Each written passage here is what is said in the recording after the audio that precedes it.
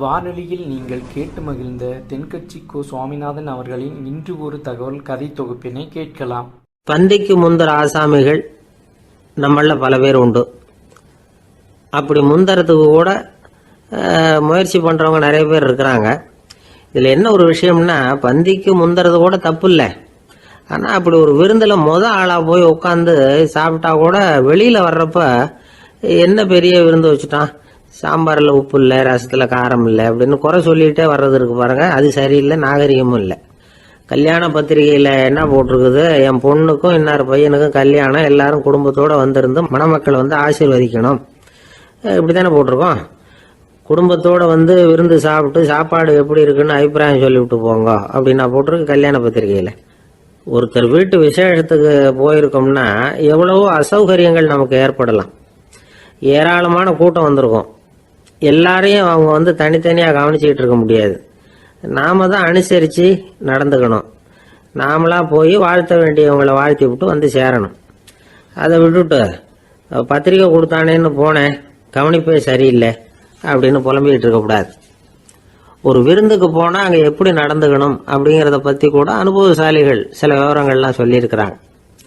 இந்த காலத்தில் கல்யாணம், பிறந்த நாள், அது இதுன்னு நிறைய விருந்துகள் நடக்குது. அதெல்லாம் எதுக்காக? மனித உறவுகளை வளர்த்துக்கிறதுக்காக தான், வேற எதுக்கு? ஒரு விருந்துக்கு போனால் அமைதியாக பொறுமையாக போய் உட்காரணும். அடித்து பிடிச்சிக்கிட்டு இடத்த பிடிக்க போகிறேன் அப்படின்னு நிற்கக்கூடாது. முதல் பந்தி நடந்துக்கிட்டு இருந்தால் அது முடிஞ்சு இலை எடுத்து சுத்தம் பண்ணதுக்கு அப்புறம் போய் உட்கார்றது தான் நாகரீகம். இலை எடுக்கிறதுக்கு முன்னாடியே அங்கே போய் உட்காந்தா நல்லா இருக்காது. நீங்கள் சாப்பிட்டுட்டு உட்காந்துருக்கீங்களா, சாப்பிட்றதுக்கு உட்காந்துருக்கீங்களா, பார்க்குறவங்களுக்கு சந்தேகம் வந்துடும். அதே மாதிரி இலையில எல்லா ஐட்டமும் பரிமாறினதுக்கு அப்புறம் சாப்பிட ஆரம்பிக்கணும். ஒவ்வொரு ஐட்டமாக வைக்க நாம பாட்டுக்கு எடுத்து உள்ளே தள்ளிகிட்டே இருந்தோம்னா எதை வச்சோம் எதை வைக்கலன்னு பரிமாறினவரே குழம்பி போயிடுவார். ஏன்னா எப்போ பார்த்தாலும் இலை காலியாகவே இருக்கும். சாப்பிட்றப்போ உங்கள் சாப்பாட்டையே நீங்கள் கவனிக்கணும். அடுத்தவங்க இலையில என்ன இருக்குது, பக்கத்தில் இருக்கிறவர் எதை அதிகமாக சாப்பிட்றார், இதெல்லாம் நமக்கு என்னத்துக்கு?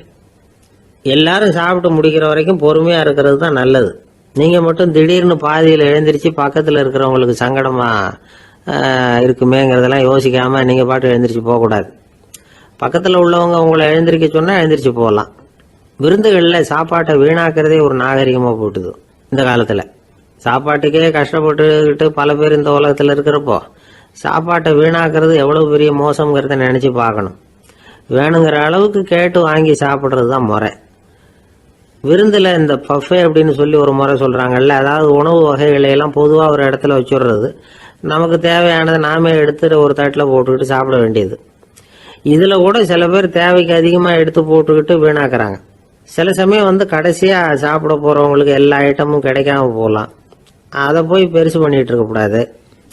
என்ன சார், இந்த அளவுக்கு கூடவா நாகரிகம் தெரியாமல் இருக்கிறோம், இதை போய் பெருசாக சொல்ல வந்துட்டீங்களே அப்படின்னு நினைக்கலாம். ஒருத்தர் 2 பேருக்கு இந்த விவரம் தேவைப்படலாம். அவங்க காதலையும் இது விழட்டுமேங்கிறதுக்காக தான் இது. ஒரு பெரிய கல்யாண விருந்து நடந்துக்கிட்டு இருந்தது.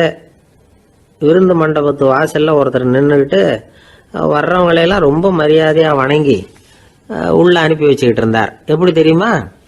வர்றவங்க கையெல்லாம் பிடிச்சி முத்தம் கொடுத்து அதுக்கப்புறம் உள்ளே அனுப்பி வச்சுக்கிட்டு இருந்தாராம். கூட்டம்லாம் முடிஞ்சதுக்கப்புறம் அவர்கிட்ட போய் கேட்டிருக்கிறாங்க, சார், நானும் எவ்வளவோ விருந்துகளுக்கு போயிருக்கிறேன், இருந்தாலும் இவ்வளவு மரியாதையாக வர்றவங்க கைக்கெல்லாம் முத்தம் கொடுத்து வரவேற்கிறத இங்கே தான் பார்க்குறேன் அப்படின்னு சொன்னாங்க. அதுக்கு அவர் சொன்னார், அட போங்க சார், நான் முத்தம் கொடுக்கல, முந்தின பந்திக்கு சாப்பிட்டவங்களே அடுத்த பந்திக்கும் வர்றாங்களான்னு மோந்து பார்த்து அனுப்பி வச்சுக்கிட்டு இருந்தேன் அப்படின்னார். நாட்டில் நல்லவங்க ஒருத்தர் 2 பேர் இருக்கிறதுனால தாங்க மழையே பெய்யுது அப்படின்னு சொல்கிறது உண்டு.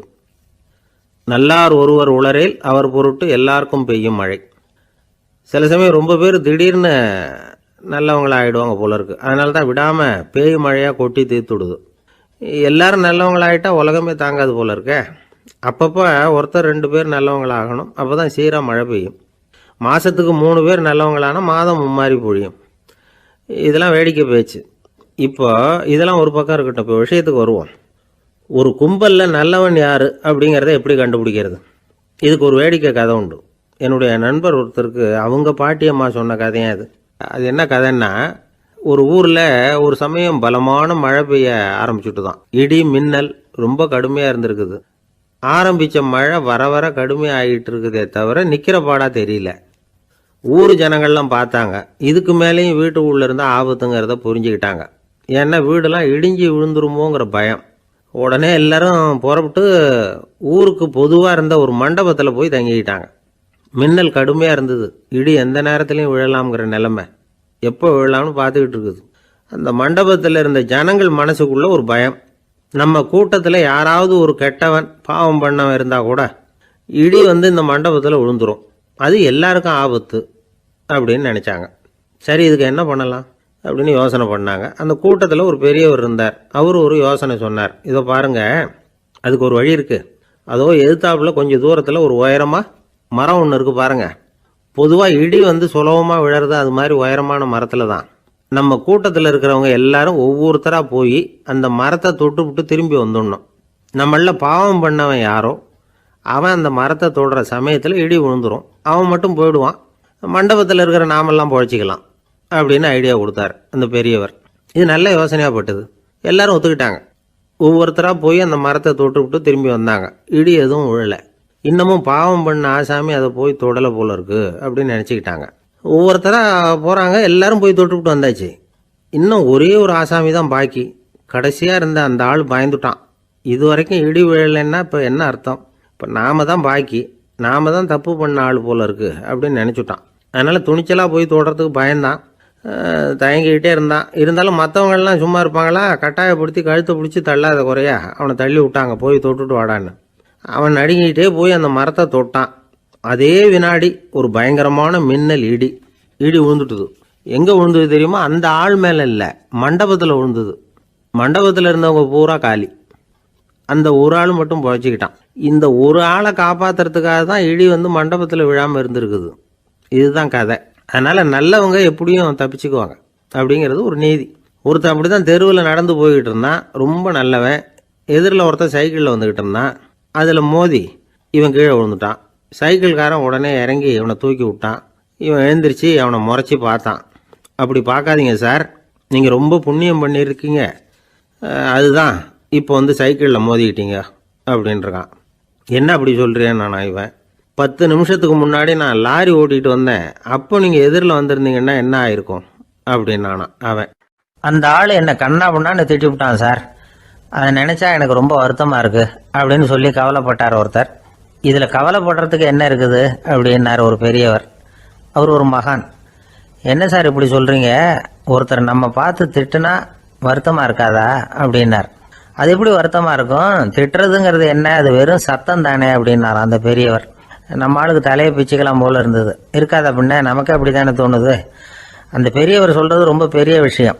அதை நாம் புரிஞ்சிக்க முயற்சி பண்ணலாம்னா நடைமுறை வாழ்க்கைக்கு அது ஒத்து வர்றது மாதிரி தெரிய மாட்டேங்குது. இருந்தாலும் அந்த பெரியவர் அதுக்கு என்னதான் விளக்கம் கொடுக்குறாருன்னு பார்ப்போமே. ஒரு ரயில் போயிட்டுருக்கு, அதில் ஒரு சாது போயிட்டுருக்கார். அந்த ரயில் அவர் ஹரித்வாரம் போயிட்டுருக்கார். அவர் ரயிலில் ஏகப்பட்ட கூட்டம். நம்ம ஊர் ரயில் கேட்க வேணும், டிக்கெட் வாங்கிட்டு கொஞ்சம் பேர், வாங்காத கொஞ்சம் பேர். அது என்னத்துக்கு அனாவசியமாக டிக்கெட் அப்படிங்கிற நினப்பில் பாதி பேர். இந்த கூட்டத்துக்கு மத்தியில் அந்த சாதுவும் போயிட்டு இருக்கிறார். உட்கார்றதுக்காக இருந்த இடத்துல ஒரு ஆள் படுத்திருக்கிறான், கொஞ்சம் முரட்டு ஆசாமி. அவன் காலு பக்கத்தில் கொஞ்சோண்டு இடம் பாக்கி இருந்தது. அந்த இடத்துல இந்த சாது உட்காந்துருந்தார். மெதுவாக உட்காந்துக்கிட்டார் போய். ஆனால் அந்த ஆள் ராத்திரி பூரா இவரை காலால் உதச்சிக்கிட்டே இருக்கிறான். அது இவருக்கு ரொம்ப அவமானமாக பட்டுது. அதனால் துக்கம் ஏற்பட்டது. இருந்தாலும் அதை ஒரு மாதிரியாக சகிச்சுக்கிட்டே இவர் சேர்ந்தார். பொழுது விடிஞ்சது. அந்த சாது ஹரித்வார் சேர்ந்தார். அங்கே ஒரு பெரிய ஞானியை சந்தித்தார். ராத்திரி ரயிலில் அந்த ஆள் உதைச்சதையும் அதனால் தனக்கு ஏற்பட்ட துக்கத்தையும் இந்த சாது அந்த ஞானிகிட்ட சொன்னார். சொல்லிவிட்டு, ஏன் சுவாமி, எனக்கு துக்கம் ஏற்பட்டதே அது தப்பா அப்படின்னு கேட்டார். தவறு தான்னார் அந்த ஞானி. உனக்கு இன்னமும் தேக அபிமானம் போகலைங்கிறது தான் அது காட்டுது. அஷ்டாவக்கிரர் என்ன சொல்றார் தெரியுமா? உண்மையான ஞானி யாராவது தன்னை வந்தனை செய்தால் அதற்காக சந்தோஷப்பட மாட்டார், யாராவது நிந்தனை செய்தால் அதற்காக வருத்தப்பட மாட்டார் அப்படின்னு சொல்றார். நிந்தனைங்கிறது ஒரு ஒலி தான். தேகாபிமானம் இருக்கிற வரைக்கும் இந்த ஒலி நம்மளை வேதனைப்படுத்தும். நான் தேகம் இல்லை, ஆத்மா அப்படிங்கிற நினைவு இருந்தா இந்த ஒலி நம்மளை பாதிக்காது. மனு என்ன சொல்றார் தெரியுமா? ஒரு சாதகன் பாராட்டுதலை விஷம்னு நினைச்சு பயப்படணும், அவமானத்தை அமிர்தம்னு நினைச்சு சந்தோஷப்படணுங்கிறார். அவமானப்பட்டால் கவலைப்படாமல் எப்படி இருக்க முடியும் அப்படின்னு தான் நமக்கு தோணும். அதனால தான் நம்மளில் யாரும் இதுக்கு உதாரணமாக யாரையும் காட்ட முடியல. புத்தரையும் கபீரையும் உதாரணமாக காட்டுறாங்க. அவங்களுக்கெல்லாம் அவமானம் ஏற்பட்டப்போ கவலையே படலையாம். புத்தரை அவமானப்படுத்தணுங்கிறதுக்காக கௌசாம்பி ராணி ஒரு இளம் பெண்ணை கொலை பண்ணி சடலத்தை புத்தர் குடிசைக்கு முன்னாடி போட சொன்னார். போட்டாங்க. புத்தர் தான் அந்த பொண்ணை கெடுத்து கொலை பண்ணி விட்டாருன்னு எல்லாரும் நினைச்சாங்க. ஆனால் புத்தர் இதை பற்றி கவலையே படலை. அப்புறமா உண்மை தெரிஞ்சதும் புத்தர் புகழ் இன்னும் அதிகமாயிட்டது. ஒரு பெரிய சபையில் ஒரு மோசமான பொண்ணு நுழைஞ்சி தனக்கும் கபீருக்கும் சம்பந்தம் உண்டுன்னு சொன்னார். கபீர் கவலைப்படலை. அவங்க மாதிரியெல்லாம் நாமளும் இருக்க கற்றுக்கணும்.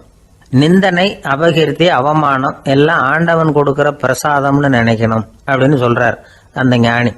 இதை கேட்ட இந்த காலத்து ஆசாமி ஒருத்தர், நான் கூட அப்படிதான் சார், யாராவது அவமானப்படுத்தினா கவலைப்பட மாட்டேன். நேற்று கூட ஒருத்தர் என்ன பலார்னு அரைஞ்சுட்டார், நான் கொஞ்சம் கூட கவலைப்படலை, பேசாமல் வந்துட்டேன்னார். ஏன் அப்படி வந்துட்டீங்க அப்படின்னு. அவர் அரைஞ்சதுலேயும் ஒரு அர்த்தம் இருந்தது, அதனால தான் அப்படி வந்துட்டேன்னார். ஏன் அரைஞ்சாருன்னு கேட்டேன். 10 வருஷத்துக்கு முன்னாடி 15 ரூபா அவர்கிட்ட கடன் வாங்கினேன், அதை கேட்டு கேட்டு பார்த்துட்டு கடைசியாக தான் அரைஞ்சார் அப்படின்னார். ஆண்டவனுடைய பிரசாதம் இவருக்கு அடிக்கடி கிடைக்கும் போல. ஒரு பெரிய அரசன் இந்த உலகம் பூராவையும் ஆண்டுகிட்டு இருந்தான். ரொம்ப காலம் அப்படி அரசாட்சி பண்ணிக்கிட்டு இருந்தான். திடீர்னு அவனுக்கும் சில எதிரிகள் முளைச்சாங்க. அவங்கெல்லாம் ஒன்று சேர்ந்து இவனை தோற்கடிச்சுட்டாங்க. தோற்று போனதும் இவனுக்கு பயம் வந்துட்டுது, எங்கே எதிரிகள் நம்ம கொண்டுடுவாங்களோ அப்படின்னு. வெளியில் வந்தால் தனக்கு ஆபத்துன்னு பயந்துக்கிட்டு யாருக்கும் தெரியாமல் ஒரு குகைக்குள்ளே போய் பதுங்கி கிடக்கிறான். நிலைமையை பாருங்கள்.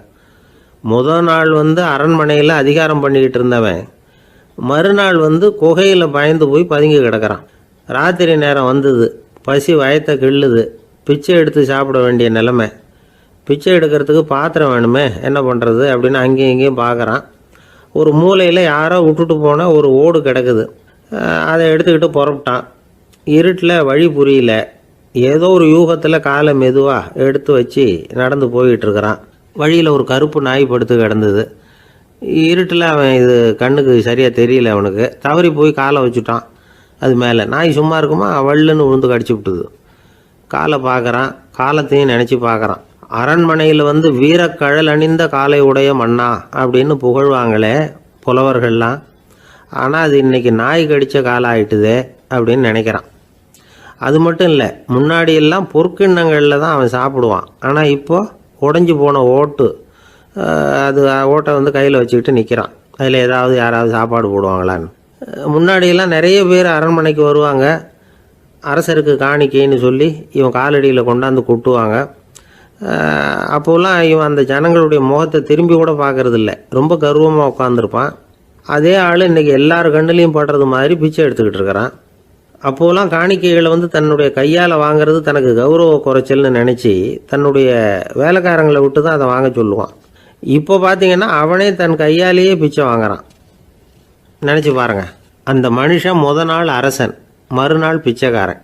எவ்வளோ வித்தியாசம். செல்வம் தான் இப்படி ஒரு வித்தியாசம் ஏற்படுறதுக்கு காரணம்.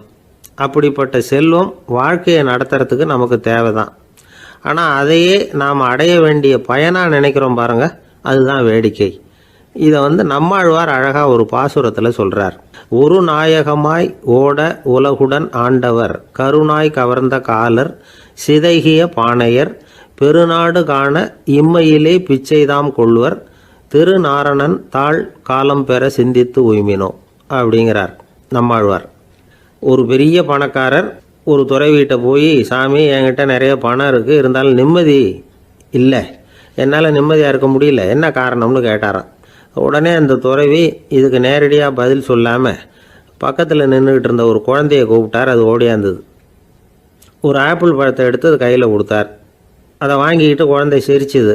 இன்னொரு பழத்தை எடுத்து கொடுத்தார். அதை இன்னொரு கையில் வாங்கிட்டு சிரிச்சுது. 3வது ஆப்பிளை எடுத்து கொடுத்தார். 2 பழத்தையும் நெஞ்சில் அணைச்சிக்கிட்டு 3வது பழத்தையும் வாங்கிறதுக்கு முயற்சி பண்ணிச்சு. ஆனால் அது உடனே நழுவி கீழே விழுந்து உருண்டு ஓடிச்சு. ஏற்கனவே இருந்ததும் விழுந்துட்டுது.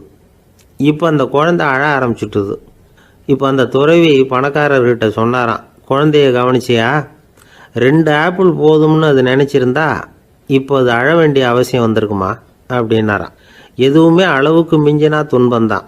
இந்த காலத்தில் இதெல்லாம் யார் காதில் வாங்குறாங்க? ஒருத்தனை நல்ல வழிக்கு கொண்டு வரணும்னு நினச்சி அவனை கூப்பிட்டு உட்கார வச்சு இந்த கதையை சொல்லிகிட்டு இருந்தாங்க. சொல்லிவிட்டு அந்த குழந்தை செஞ்சது தப்பு தானே அப்படின்னு கேட்டிருக்கிறாங்க. ஆமாம், தப்பு தான், நானாக இருந்தால் அப்படி செஞ்சுருக்க மாட்டேன் நானா இவன். 2 பழமே போதும்னு சொல்லியிருப்பியா அப்படின்னு கேட்டிருக்காங்க. அப்படி இல்லைங்க, அவர் கொடுக்க கொடுக்க ஒவ்வொரு பழமாக வாங்கி பின்னாடி வச்சுட்டு மறுபடியும் கையை நீட்டுவேன் அப்படிங்கிறானா. இவெல்லாம் எந்த காலத்தில் திருந்துறது? ஒரு ஆள் இருந்தான், நிறைய பணம் சம்பாதிச்சான், ஆனால் செலவு பண்ண மனசு வரல, கருமி. அவன் என்ன பண்ணா, சேர்த்த பணம் பூராவையும் ஒரு மரத்தடியில் புதைச்சி வச்சுருந்தான். வாரத்துக்கு ஒரு தடவை அந்த மரத்தடிக்கு வருவான், புதைச்ச இடத்த ஆவலோடு பார்த்துக்கிட்டு இருப்பான், அதுக்கப்புறம் போயிடுவான். அவ்வளவுதான். ஒரு நாள் ஒரு திருடன் வந்தான், இவன் புதைச்சி வச்சுருந்ததெல்லாம் எடுத்துகிட்டு போட்டான். இது தெரிஞ்சு போச்சு. அந்த கருமி புலம்ப ஆரம்பிச்சிட்டான். இவன் புலம்பலை கேட்டதும் அக்கம் பக்கத்தில் இருந்தவங்கெல்லாம் ஓடி வந்தாங்க.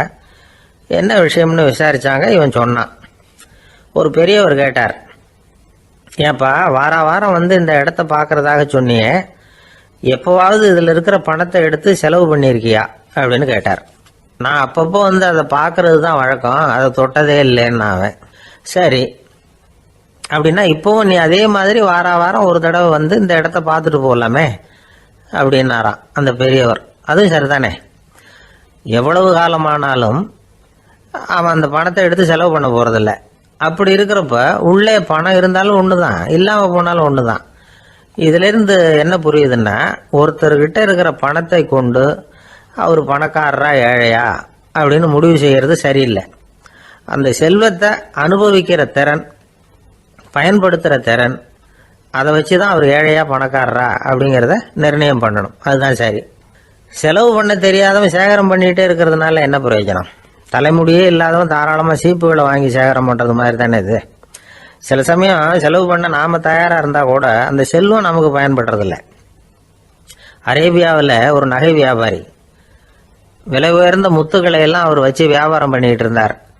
அவர் ஒரு சமயம் ஒரு பாலைவனம் வழியாக போயிட்டு இருக்கிறார் ஒட்டகத்தில். அப்போ திடீர்னு கடுமையான புயல் வீச ஆரம்பிச்சுட்டுது. திசை தவறி இவர் எங்கேயோ வந்துட்டார். கூட வந்தவங்களையும் காணலை, எங்கே போனாங்களோ தெரியல. இவர் ரொம்ப பயந்து போய் அங்கேயும் எங்கேயுமா அலைஞ்சு திரியிறார். வழியே தெரியல, பசி கடுமையாயிட்டுது. ஒட்டகத்து முதுகில் ஒரு மூட்டை இருந்தது, அதை பிரித்து பார்த்தார்.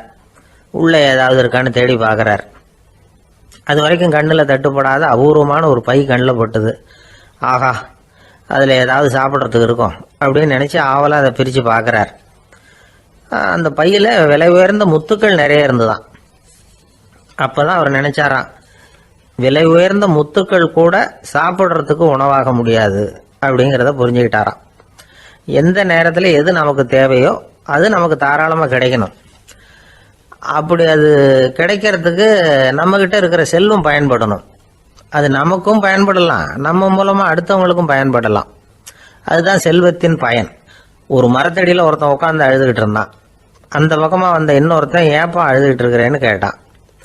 இந்த இடத்துல தான் பூமிக்கு அடியில் பணம் இருக்குது, புதைச்ச இடம் தெரியல, அதான் அழறேன் அப்படின்னா. நல்லா ஞாபகப்படுத்தி பாரு, எந்த இடத்துல புதைச்ச அப்படின்னு கேட்டான் இவன். அது எப்படி எனக்கு தெரியும், புதைச்சி வச்சிருக்கிறவன் நான் இல்லையே, எங்கள் எழுத்து வீட்டுக்காரன் அப்படின்னானா இவன். ஒரு நாள் ஒரு 10-15 பள்ளிக்கூடத்து பிள்ளைங்க தேடிட்டு வந்தாங்க. உங்களை பார்த்துட்டு தான் போகணும், அதுக்காக தான் வந்திருக்கோம்னாங்க. என்ன விஷயம்னு கேட்டோம். நாங்கள்லாம் கூடி ஒரு முடிவு பண்ணியிருக்கிறோம், அதை உங்ககிட்ட சொல்லணும் அப்படின்னாங்க. அதுவும் ஒரு வாண்டு பையன் அதை சொன்னான். என்ன முடிவு அது அப்படின்னு கேட்டோம் ரொம்ப ஆர்வமாக. அதை இப்போ சொல்ல மாட்டோம், எங்களுக்கு பிடிக்கிற மாதிரி ஏதாவது ஒரு தகவல் சொன்னால் அதுக்கப்புறம் நாங்கள் அதை சொல்கிறோம் அப்படின்னா அந்த வாண்டு பையன். சரி, சின்ன பையன்கிட்ட இன்றைக்கி வசமாக மாட்டிக்கிட்டோம் அப்படின்னு நினச்சிக்கிட்டு அவங்களுக்கு தகுந்த மாதிரி ஒரு கதை சொல்ல ஆரம்பித்தோம். அது என்ன கதைன்னா, ஒரு பெரிய காடு, அதில் பலவிதமான மிருகங்கள். அந்த காட்டுக்கு ஒரு சிங்கம் தான் ராஜா. எப்பவும் காட்டுக்கு அது தானே ராஜா. ஒரு பெரிய யானைக்கு இது பொறுக்கலை. என்ன இது, எப்போ பார்த்தாலும் இங்கே சிங்கத்துக்கே ராஜா பதவி கிடைக்கிது, நான்லாம் எவ்வளவு பலசாலியாக இருக்கிறேன், அப்படி இருந்தும் எனக்கு அந்த பதவி கிடைக்கலையே அப்படின்னு தனக்குள்ளே பொறுமிக்கிட்டே இருந்தது. ராஜா பதவியை நினச்சி ரொம்ப ஏக்கம், அதுக்கு பதவி மோகம். இந்த சமயம் பார்த்து ஒரு குள்ள நரி கூட்டம் அதை தேடிட்டு வந்தது. ஐயா பெரியவங்களே, நீங்கள் இந்த காட்டுக்கு ராஜாவாக இருக்க ஆசைப்படுறீங்க, அதில் ஒன்றும் தப்பு இல்லை. ஆனால் அதுக்கு முன்னாடி நீங்கள் எங்கள் கூட்டத்துக்கு கொஞ்ச நாள் தலைவராக இருங்க, அதாவது ராஜாவாக இருங்களேன், உங்களுக்கும் ஒரு ட்ரைனிங் கிடைச்சது மாதிரி இருக்கும் அப்படின்னு சொல்லியிருக்குது இந்த கூட்டம், குள்ளநெறி கூட்டம். இதை கேட்ட உடனே யானைக்கு ரொம்ப சந்தோஷம் தாங்கலை. அதுதான் எப்போன்னு பதவிக்காக காத்துக்கிட்டு இருக்குதே. இருந்தாலும் கொஞ்சம் பிகுவோட, சரி நீங்கள்லாம் இவ்வளோ தூரம் என்னை தேடிட்டு வந்து கேட்கறதுனால மறுக்க முடியல அப்படின்னு ரொம்ப ஏதோ அவளுக்கு சிரமப்பட்டு ஒத்துக்கிறது மாதிரி ஒத்துக்கிட்டது. ஏதோ உங்கள் ஆசைக்கு கட்டுப்படுறேன், கொஞ்ச நாள் உங்கள் கூட்டத்துக்கு ராஜாவாக இருக்கிறதுக்கு சம்மதிக்கிறேன் அப்படின்னுது. உடனே அந்த யானை ராஜ நட போட ஆரம்பிச்சிட்டுது. யானை சாதாரணமாக நடந்தாவே எப்படி இருக்குங்கிறது நமக்கு தெரியும். அதுவே ராஜ நடந்தால் எப்படி இருக்கும் கற்பனை பண்ணி பாருங்கள். யானை முன்னாடி கம்பீரமாக போய்கிட்டு இருக்குது, தலைவர் இல்லையா, அதனால் குள்ள நரிகள்லாம் ரொம்ப அடக்கமாக அது பின்னாடி அணிவகுத்து போயிட்டு இருக்குது. ராஜா வாழ்க, மன்னர் வாழ்க அப்படின்னு கோஷம் வேற. யானைக்கு தலைகால் புரியல, அவ்வளவு சந்தோஷம். அந்த யானைக்கு செருக்கு, ஆணவம் எல்லாம் ஏற்பட்டு போச்சு. அதுக்கப்புறம் அது தரையை பார்க்குமா, நிமிர்ந்து நடக்க ஆரம்பிச்சுட்டுது. தரையை பார்க்குறதே இல்லை. அப்படி போயிட்டுருக்கிறப்போ ஒரு சதுப்பு நிலத்தில் திடீர்னு காலை வச்சுட்டுது. அவ்வளோதான், கால் உள்ளே போட்டுது. இன்னொரு காலை எடுத்து வச்சுது, அதுவும் உள்ளே போட்டுது. அந்த 2 காலையும் எடுக்கிறதுக்காக அடுத்த 2 காலையும் அழுத்திச்சு, அதுவும் உள்ளே போக ஆரம்பிச்சுட்டுது. இப்போ 4 காலம் வசமாக சேத்துல அழுந்தி போச்சு, எடுக்க முடியல. குள்ள நரிகள்லாம் அதை சுற்றி சுற்றி வந்தது. சிலது சுற்றி நின்று டான்ஸ் ஆட ஆரம்பிச்சுட்டுது யானையை பார்த்துட்டு.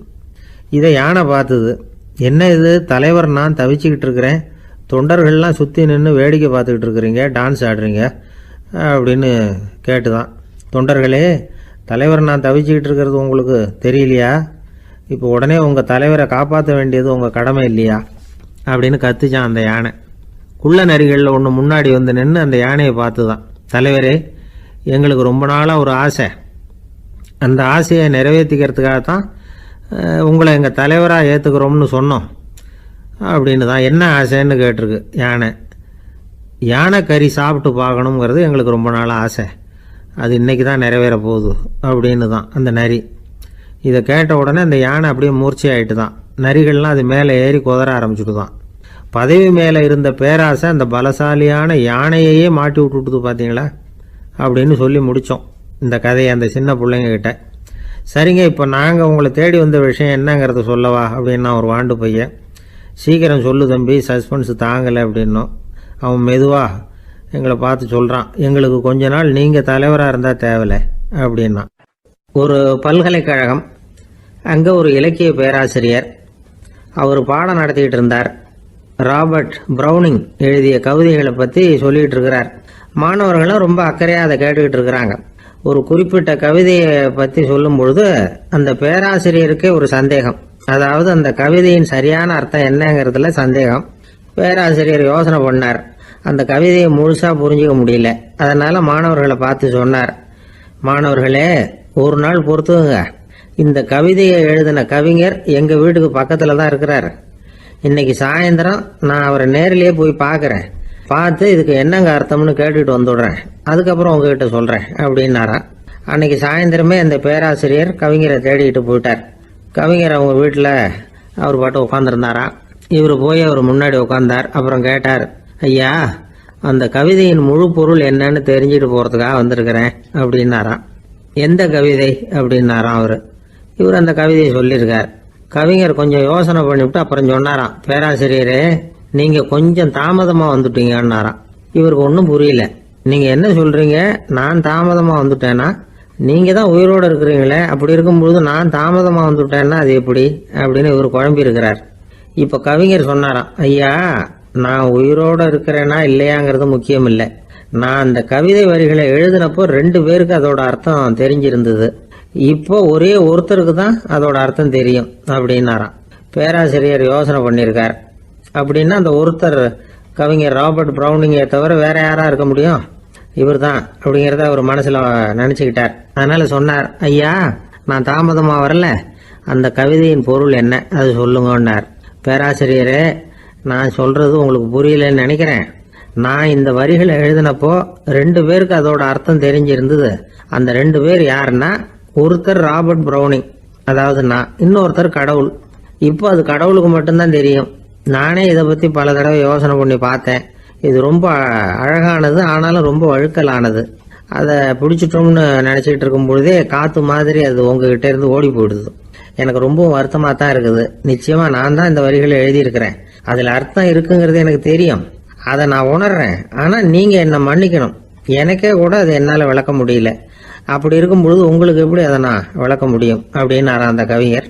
அனுபவிக்கப்படக்கூடிய எல்லாமே விளக்கப்படக்கூடிய ஒன்றல்ல, விளக்கப்படும் எல்லாமே அனுபவிக்கப்படக்கூடிய ஒன்றல்ல அப்படிங்கிறது ஞானிகளுடைய கருத்து. அதுக்காக தான் அந்த சம்பவம். வாழ்க்கையில் நீங்கள் தொடர்ந்து ஆய்வு செய்து கொண்டே இருக்கக்கூடிய விளக்கங்களை ஒருபோதும் அடைய முடியாத பரிமாணங்கள் இருக்கிறதுனால தான் அது அலுப்பு தட்டாமல் இருக்குது. உங்களால் நிறைய அனுபவிக்க முடியும், இருந்தாலும் நீங்கள் அனுபவித்து அறிந்த விஷயங்கள் கூட வார்த்தைகளால் விளக்கப்பட முடிவதில்லை அப்படிங்கிறது பெரியோர் சிந்தனை. இதெல்லாம் ஒரு பக்கம் இருக்கட்டும். நமக்கு தெரிஞ்ச பேராசிரியர் ஒருத்தர் 1 மணி நேரம் ரொம்ப விவரமாக வகுப்பு எடுத்தார். கடைசியாக சொன்னார், மாணவர்களே, ரொம்பவும் எளிமையாக விளக்கமாக எல்லா விவரமும் சொல்லியிருக்கிறேன். அதனால் இதில் உங்களுக்கு சந்தேகம் வர்றதுக்கு வாய்ப்பே இல்லை. இருந்தாலும் கேட்க வேண்டிய கடமை கேட்குறேன். இது வரைக்கும் நடத்தினதில் யாருக்காவது ஏதாவது சந்தேகம் உண்டா அப்படின்னு கேட்டாராம். எனக்கு ஒரே ஒரு சந்தேகம்தான் சார் அப்படின்னு எழுந்திரிச்சு நிற்கிறான் ஒருத்தன். என்னன்னு கேட்டாராம். இது வரைக்கும் நீங்கள் என்ன பாடம் சார் நடத்துனீங்க அப்படின்னானா அவன். ஒரு பெரிய தத்துவ சிந்தனையாளர் இருந்தார், சுவாங்சு அப்படின்னு பேர். அவருடைய மனைவி ஒரு நாள் திடீர்னு காலமாயிட்டாங்க. ஐயோ பாவம், அவர் ரொம்ப வருத்தப்படுவார், போய் ஆறுதலாக 4 வார்த்தை பேசிவிட்டு வரலாம் அப்படின்னு நினச்சிக்கிட்டு நிறைய பேர் அவரை தேடிட்டு வந்தாங்களாம். வந்தவங்களுக்கு ஆச்சரியம், ஏன்னா இவர் வருத்தப்பட்டுக்கிட்டு இருப்பார் அப்படின்னு தானே எதிர்பார்த்தாங்க. அப்படி இல்லை, தாளம் போட்டுக்கிட்டு உட்காந்துருக்கிறார். தாளத்துக்கு தகுந்த மாதிரி பாட்டு வேற பாடிக்கிட்டு இருக்கிறார். என்ன மனுஷன் அவர், கொஞ்சம் கூட கவலை இல்லாமல் இப்படி இருக்கிறாரு அப்படின்னு நினச்சாங்க. ஒருத்தர் துணிஞ்சு அவர்கிட்ட கேட்டுவிட்டார், என்னங்க இது இப்படி அப்படின்னு. அதுக்கு அவர் என்ன சொன்னார் தெரியுமா? இதை பாருங்க, என்னுடைய மனைவி பிறக்கிறதுக்கு முன்னாடி அவளுக்கு உயிரும் கிடையாது, உடலும் கிடையாது. அதுக்கு பிறகு தான் உயிர் வந்தது, உடல் வந்தது, அந்த உருவம் வந்தது. இப்போ என்ன ஆச்சு? அந்த உருவமும் உயிரும் போயிட்டுது, அவ்வளவுதானே. வந்தது போயிட்டுது. இளவேனில் காலம், இலையுதிர் காலம், பனிக்காலம், இப்படி பருவங்கள் மாறி மாறி வருது இல்லையா? அது மாதிரி பிறப்பும் இறப்பும் மாறி மாறி வருது. இது இயற்கை. இதுக்காக அழுதா அது எப்படி அப்படின்னாராம். ஞான தெளிவு அடைஞ்சவங்களுக்கு எல்லாமே சுகம்தான். திருவள்ளுவரும் அதை தான் சொல்றார், உறங்குவது போலும் சாக்காடு, உறங்கி விழிப்பது போலும் பிறப்பு. தூங்கிறதுக்கெல்லாம் நாம் வருத்தப்பட்டுக்கிட்ட இருக்கிறோமா? இன்னைக்கு தூங்க வேண்டியிருக்குதே, இன்னும் கொஞ்சம் நேரத்தில் நான் தூங்க வேண்டியிருக்கு அப்படின்னு சொல்லி யாராவது அழுதுகிட்டு இருப்பாங்களா?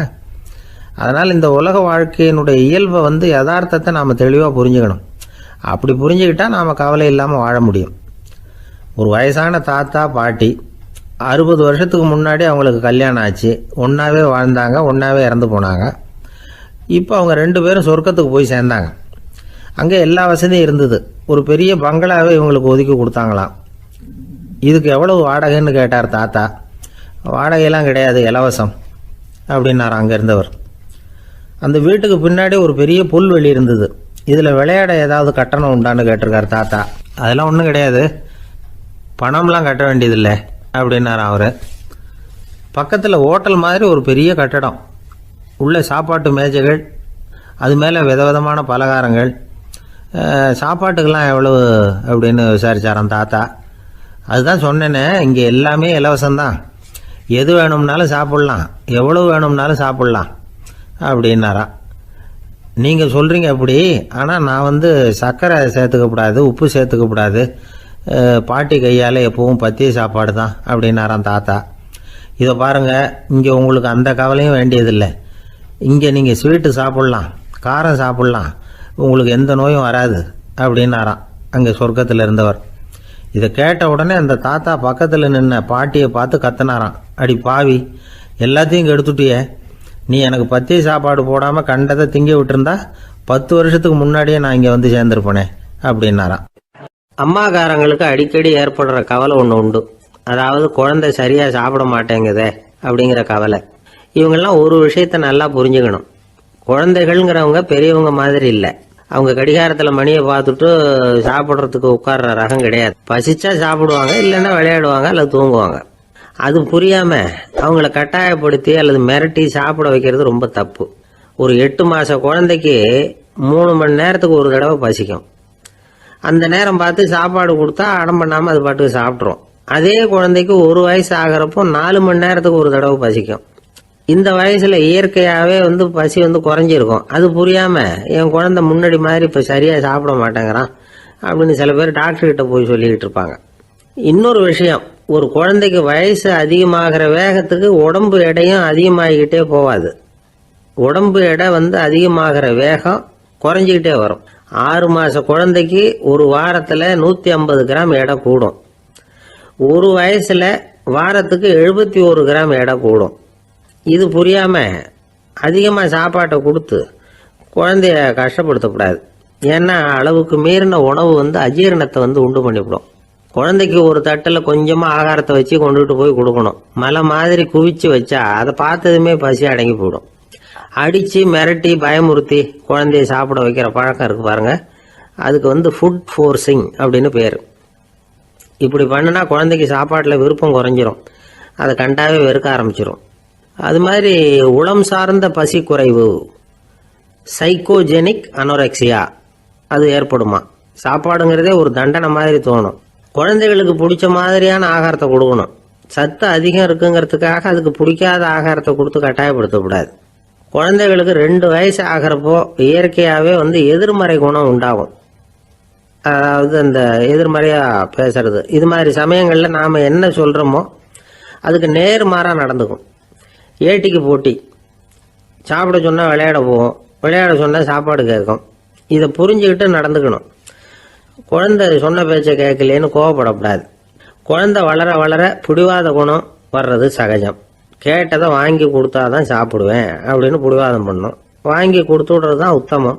நீங்களும் அதுகிட்ட பிடிவாதம் பண்ணிட்டு இருக்கக்கூடாது. ஏன்னா கேட்டது கிடைக்கலையேங்கிற ஏமாற்றம் கூட குழந்தையோட பசியை குறைச்சிரும். கேட்டது கிடைச்சிட்டா பசி அதிகமாகும், கொடுத்ததை மளமளன்னு சாப்பிட்றோம். குழந்தைகளுக்கு கண்ட நேரத்தில் சாப்பிட்றதுக்கு எதையாவது வாங்கி கொடுத்துக்கிட்டு இருந்தா சாப்பாட்டு நேரத்தில் சாப்பிடாம அடம் பண்ண ஆரம்பிச்சிடும். பள்ளிக்கூடம் போகிற பிள்ளைங்க காலை உணவை சரியாக சாப்பிட மாட்டாங்க. அச்சம், அவசரம், பரபரப்பு இதெல்லாம் தான் காரணம். பள்ளிக்கு புறப்படுறதுக்கு ஒரு 3/4 மணி நேரத்துக்கு முன்னாடியே சாப்பாடு போட்டுருங்க, அது சரியாக போடும். படிக்கிற குழந்தைகள் உடல் சோர்வு, மனச்சோர்வு இது காரணமாக கூட சாப்பிட மறுக்கிறது உண்டு. இப்போ உதாரணமாக சாயந்தரம் விளையாடி விட்டு வீட்டுக்கு வந்ததும் சாப்பிட சொன்னால் வேணாம்பாங்க. இது உடல் சோர்வு. ரொம்ப நேரம் வீட்டு பாடங்களை செஞ்சு முடித்த கையோடு சாப்பிட சொன்னாலும் அவங்களால சரியாக சாப்பிட முடியாது. இது உளச்சோர்வு, அதாவது மனச்சோர்வு. இதை தவிர குழந்தைகளுக்கு உடல் நலக்குறைவு ஏற்பட்டால் கூட சாப்பிட மறுக்கிறது உண்டு. சில மருந்து மாத்திரைகள் கூட பசியை குறைச்சிரும். அதனால் சரியாக தெரிஞ்சுக்கிட்டு குழந்தைகளை சாப்பிட வைக்கணும். அது புரியாமல் கையில் சாப்பாட்டு தட்டை வச்சுக்கிட்டு குழந்தைகளை விரட்டிக்கிட்டு அலையக்கூடாது. ஒரு சின்ன பையன் சொன்னான், எங்கள் அம்மா சாப்பாடு போடுறது தெரிஞ்சா நான் உடனே வீட்டை விட்டு வெளியில் ஓடி போடுவேன் அப்படின்னா. ஏன் அப்படி பண்ணுறேன்னு கேட்டோம். எங்கள் அப்பா கூட அது